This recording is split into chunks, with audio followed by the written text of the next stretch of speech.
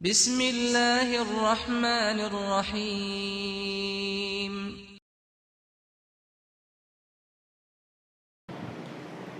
الحمد لله العزيز الغفار الذي خلق الإنسان من صلصال كالفخار وخلق الجن من مارج من نار أرسل الجبال وأجر الأنهار وأنزل الغيث وأنبت الأشجار أشهد أن لا إله إلا الله الواحد القهار وأشهد أن محمدا وأشهد أن محمدا رسول الله صلى الله عليه وسلم لا نبي ولا رسول بعده أما بعد فيا عباد الله أوصيكم بنفسي بتقوى الله فقد فاز المتقون فاستمعوا إلى قوله تعالى يا أيها الذين آمنوا اتقوا الله حق تقاته ولا تموتن إلا وأنتم مسلمون. Sidang jamaah yang dirahmati oleh Allah Subhanahu wa taala, di tempat yang Allah berkahi ini, di hari yang Allah muliakan ini, di bulan yang Allah muliakan ini, khatib berwasiat kepada kaum muslimin semua sebuah wasiatut taqwa, ittaqullah, takutlah kepada Allah Subhanahu wa taala, jalankan segala perintah Allah, jauhkan perkara-perkara yang tidak diajarkan oleh Rasulullah, berpegang teguhlah dengan Al-Quran dan Sunnah, dan ibadallah wa'bud rabbaka hatta ya'tiyakal yakin, dan sembahlah Rabbmu Allah Subhanahu wa taala sampai datangnya hari kematian. Sidang jamaah yang dirahmati oleh Allah Subhanahu wa taala, tanpa terasa 1 tahun berlalu. Kemarin rasanya kita baru keluar dari bulan suci Ramadan di tengah pandemi, di mana Ramadan tahun lalu merupakan Ramadan yang tersedih, yang membuat kita merasa sedih dengan keadaan Ramadan pada waktu itu. Alhamdulillah, Ramadan kali ini, Ramadan tahun ini yang ibadallah, adalah Ramadan yang kita jumpai lagi. Maka kita bersyukur atas nikmat Allah Subhanahu wa taala, nikmat dipertemukannya dengan Ramadan. Karena para salafun as-salih, mereka bergembira dengan datangnya bulan suci Ramadan. Bahkan mereka berdoa 6 bulan sebelum bulan suci Ramadan agar disampaikan umur mereka ke bulan suci Ramadan. Allahumma barik lana fi Rajab wa Sya'ban wa balighna Ramadan. Sampaikan umur kami ke bulan suci Ramadan dan berkahilah kami di bulan Rajab dan di bulan Sya'ban ini. 6 bulan mereka berdoa ibadallah agar disampaikan umur mereka ke bulan suci Ramadan, dan kemudian 6 bulan setelah Ramadan mereka berdoa agar Allah Subhanahu wa taala menerima amalan-amalan mereka selama Ramadan. Ibadallah, Ramadan adalah bulan mulia, bulan di mana Allah Subhanahu wa taala unzila fihil Quran, diturunkan kepadanya Al-Quran. Bulan yang merupakan sayyidus syuhur, penghulunya para bulan, yaitu bulan suci Ramadan. Mereka bergembira dengan masuknya bulan suci Ramadan. Bahkan para salafus salih, mereka menutup pengajian mereka, mereka menutup madrasah mereka, mereka menutup tempat usaha mereka. Bahkan ada yang menutup tokonya mulai dari awal Ramadan sampai bulan Syawal. Untuk apa? Untuk mempersiapkan diri mereka menghadapi bulan suci Ramadan. Mereka persiapkan dengan segala bentuk ketaatan kepada Allah Subhanahu wa taala. Mereka berdoa kepada Allah Subhanahu wa taala agar mereka mampu untuk melakukan segala kebaikan di bulan suci Ramadan. Maka ibadallah, maudhu'ul khutbah kita, pembahasan khutbah kita adalah, akankah Ramadan berlalu begitu saja? Akankah Ramadan berlalu begitu saja? Ramadan mungkin di antara kita sudah ada yang puluhan kali, 30, 40, bahkan 50 kali menghadapi bulan suci Ramadan. Dan Ramadan adalah madrasah, tempat di mana orang-orang dijadikan sebagai orang-orang yang bertakwa. Makanya di ujung ayat dikatakan la'allakum tattaqun. Hendaklah semoga engkau menjadi orang-orang yang bertakwa. Akan tetapi yang ibadallah, kenapa sudah sekian kali berpuasa akan tetapi tidak ada perubahan di dalam kehidupan kita ini? Oleh karenanya kita tanyakan kepada diri kita, akankah kita seperti ini terus? Puasa tahun lalu, puasa tahun sebelum-sebelumnya adalah puasa yang buruk mungkin bagi kehidupan kita. Akan tetapi yang ibadallah, tidakkah kita berusaha untuk memperbaikinya agar menjadi lebih baik lagi? Jangan sia-siakan Ramadan. Jangan sampai kita rugi. Jangan sampai Ramadan pergi kemudian kita baru menyadarinya. Jangan sampai kesempatan itu hilang, ibadah Allah.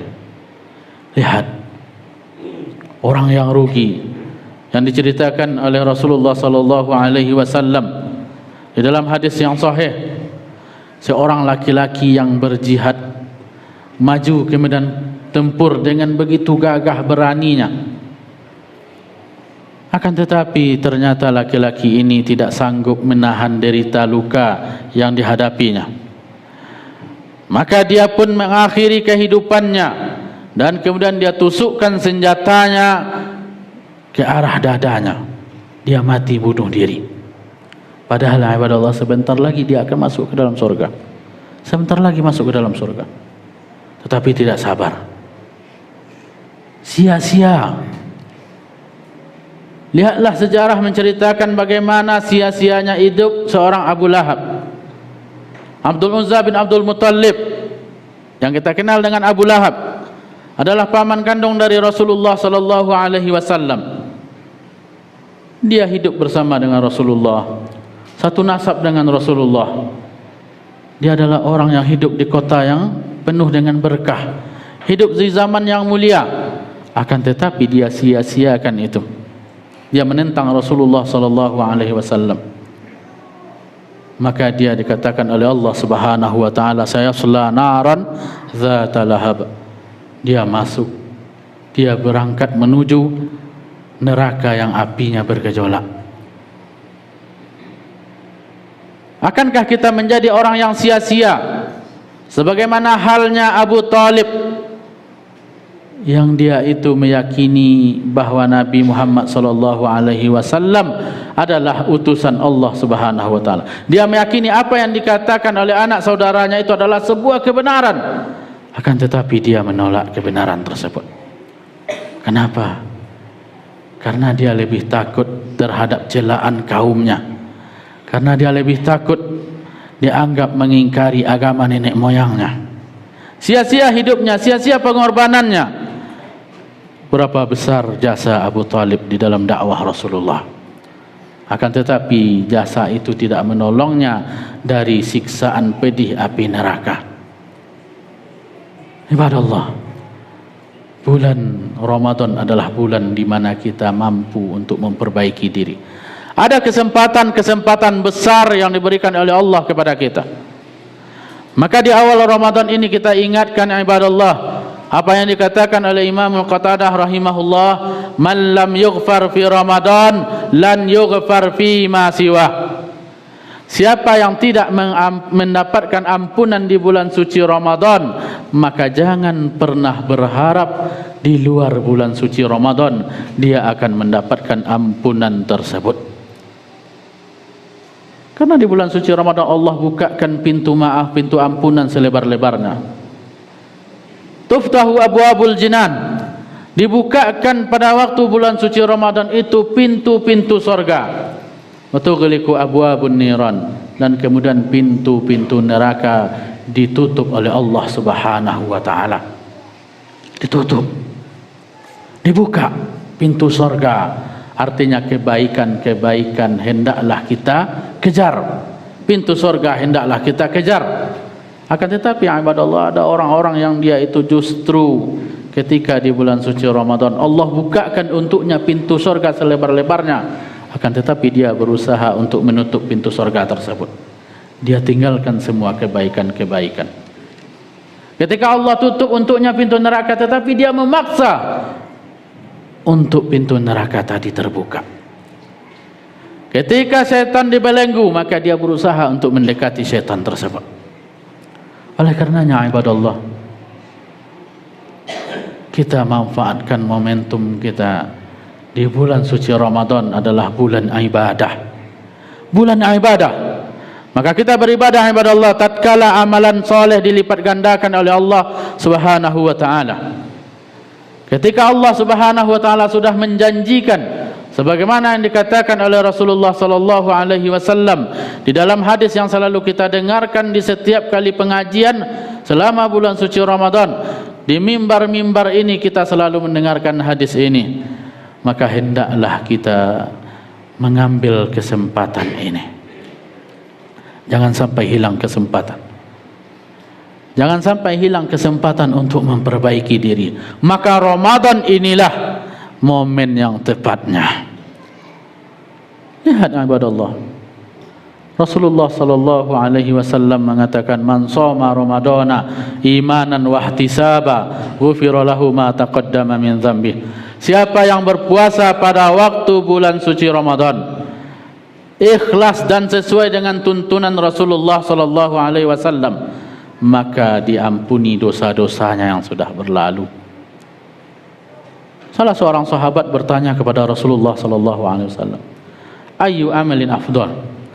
Apakah amalan yang afdal itu, lebih baik itu apa? Amalan yang baik itu wahai sahabat, kata Rasulullah sallallahu alaihi wasallam, "Alaikum bis-shaum." Hendaklah engkau berpuasa, karena itu tidak ada yang semisal dengannya.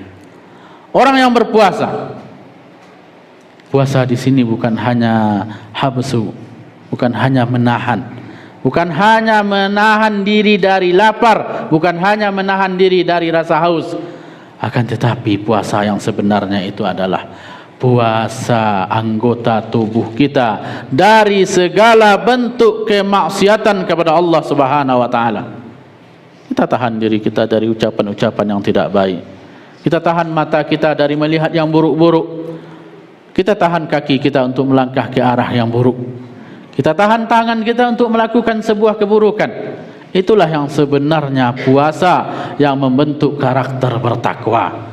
Akan tetapi kalau hanya cuma menahan lapar dan menahan haus saja ibadallah, kam min shaimin, dalam lafaz lain dikatakan rubba shaimin laisa lahu min siyamihi illa al-ju' wal 'atas. Berapa banyak orang-orang yang berpuasa tetapi tidak mendapatkan apa-apa dari berpuasanya, kecuali apa? Kecuali hanya rasa lapar, haus, dahaganya. Mereka melakukan qiyamul lail, tidak ada dapat pahala dari qiyamul lailnya, kecuali hanya rasa letih saja, rasa capek saja. Manfaatkan bulan suci Ramadan ini, karena inilah waktunya di mana kita memperbaiki diri kita. Dengan berpuasa di siang hari, ghufira lahu ma taqaddama min dzambi. Kemudian dalam hadis yang lain kata Rasulullah, man qama ramadhana imanan wa ihtisaba ghufira lahu ma taqaddama min dzambi. Siapa yang dia itu melakukan qiyamul Ramadan, maka para ulama hadis mengatakan qiyamul Ramadan yaitu salatut tarawih, yaitu melaksanakan salat tarawih, dan kemudian dia melakukan ikhlas lillahi ta'ala dan sesuai dengan tuntunan sunnah, ghufira lahu ma taqaddama min dzambi, maka diampuni dosa-dosanya yang sudah berlalu. Dalam hadis yang lain juga dikatakan oleh Rasulullah sallallahu alaihi wasallam, siapa yang dia itu salat bersama imam sampai selesai, maka dia ditulis sebagai orang yang melakukan qiyamul lail semalam suntuk. Hanya di bulan Ramadan ya badal. Hanya di bulan Ramadan. Di malam-malam yang lain tidak ada. Akankah kita melewati itu segala bentuk kebaikan, pundi-pundi amal yang begitu banyaknya? Dan ingat ibadah Allah, memang amalan soleh kita dilipat gandakan oleh Allah Subhanahu wa taala. Dan jangan lupa bahwa amalan buruk juga dilipat gandakan oleh Allah ganjarannya. Amalan buruk selama Ramadan dilipat gandakan oleh Allah ganjarannya, hukumannya. Maka berhati-hati melakukan dosa di bulan suci Ramadan. Sebahagian ulama mazhab mengatakan bahwa orang yang ghibah, orang yang menggunjing, justru dikatakan batal puasanya. Ibnu Hazm dan kemudian para ulama yang lainnya mengatakan bahwa orang yang dia itu sedang berpuasa dan kemudian dia menggunjing orang lain, maka batal puasanya dan dia wajib untuk mengqadanya kembali. Kenapa ibadah Allah? Karena mereka menjaga diri mereka dari segala bentuk keburukan selama bulan suci Ramadan. Ini yang kita jaga. Jangan sampai kesempatan-kesempatan yang diberikan oleh Allah ini hilang. Sebagaimana laki-laki tadi yang hampir satu langkah lagi masuk ke dalam surga, tetapi dia sia-siakan. Lihat ibadah Allah, beruntungnya seorang laki-laki yang diceritakan oleh Rasulullah sallallahu alaihi wasallam, dia masuk ke dalam surga padahal belum pernah solat sama sekali. Laki-laki hidup berzaman Rasulullah sallallahu alaihi wasallam, belum pernah solat, belum pernah sujud kepada Allah Subhanahu wa taala, akan tetapi masuk ke dalam surga. Kenapa? Karena dia mampu memanfaatkan kesempatan hidup dalam Islamnya yang sebentar. Dia baru mengucapkan la ilaha illallah Muhammadur Rasulullah, lalu ada panggilan jihad dan kemudian dia ikut berjihad bersama para sahabat, terbunuh di medan perang. Maka dia dikatakan di dalam sejarah rajulun syahid lam yasjud lillahi qat. Seorang laki-laki yang mendapatkan julukan syahid, akan tetapi dia belum pernah sujud sama sekali kepada Allah Subhanahu wa taala. Beruntung dia ibadah Allah. Kita tidak tahu akankah umur kita sampai akhir Ramadan. Kita tidak tahu apakah Ramadan tahun berikutnya kita akan berjumpa dengannya. Maka kita menjaga diri kita agar Ramadan kita tidak rusak. Ibadah Allah, banyak kesempatan-kesempatan amal soleh di bulan suci Ramadan ini. Rasulullah sallallahu alaihi wasallam juga mengingatkan kita, apabila masuk Ramadan maka umrahlah kalian, karena umrah pada waktu bulan suci Ramadan adalah sama dengan haji bersamaku, kata Rasulullah. Umratu fi Ramadan tu'adilu haji ma'i. Dia sama dengan haji bersama Rasulullah sallallahu alaihi wasallam. Perbanyaklah untuk membaca Al-Quran, perbanyaklah untuk berinfak dan bersedekah, perbanyaklah untuk melakukan kebaikan-kebaikan sekecil apapun. Lipat gandakanlah pahala kita. Kita berpuasa dan kemudian kita ingin mendapatkan pahala yang lebih, maka berikanlah iftar kepada orang lain, berikanlah pabukuan kepada orang lain yang juga berpuasa. Kita berpuasa dapat pahala dengan puasa kita, dan kita juga dapat pahala dari memberikan makan kepada orang yang berpuasa. Ini kesempatan. Kemudian ya ibadah Allah, Allah berikan sebuah kesempatan yang baik kepada kita, yaitu malam Lailatul Qadar. Lailatul Qadri khairum min alfi syahr. Malam Lailatul Qadar lebih baik daripada malam 1000 bulan. Kemudian Rasulullah mengatakan, man qama Lailatul Qadri imanan wa ihtisaba ghufira lahu ma taqaddama min dzambi.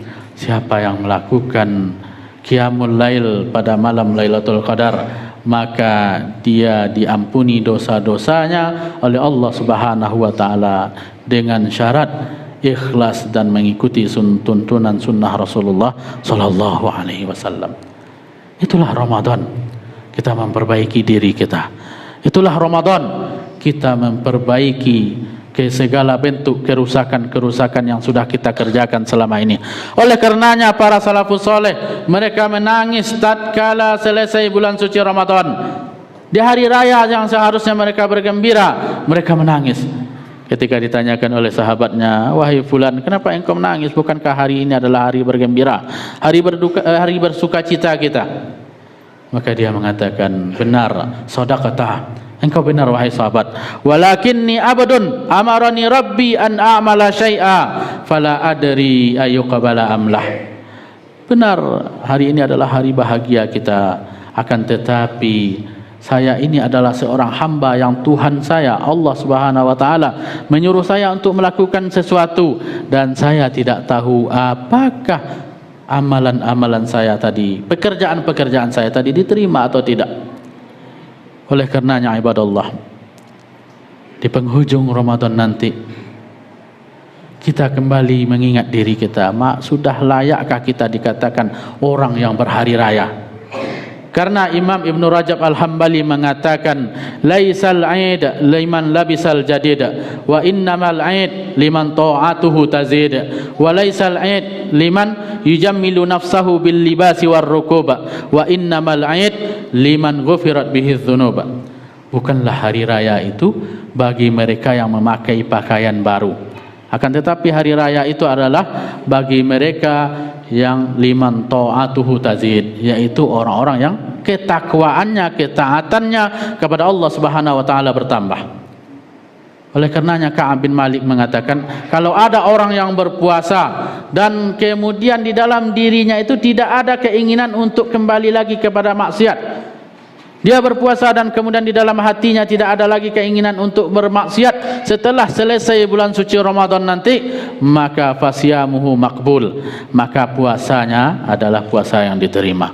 Akan tetapi kalau seandainya ada di dalam dirinya keinginan untuk kembali ke maksiat setelah bulan suci Ramadan ini, oh sekarang orang berpuasa, kita hormati orang-orang berpuasa. Oh sekarang adalah bulan suci, kita hargai bulan suci. Nanti selesai Ramadan, maka kita kembali lagi ke habitat semula. Orang-orang seperti itu, fasyamuhu mardud, maka puasanya ditolak oleh Allah Subhanahu wa taala. Makanya orang-orang yang dia itu diterima amalannya, yang berhak untuk berhari raya adalah liman ta'atuhu tazid. Dan bukanlah hari raya itu, kata Ibn Rajab, bagi mereka yang menghiasi diri mereka dengan pakaian baru dan kenderaan baru.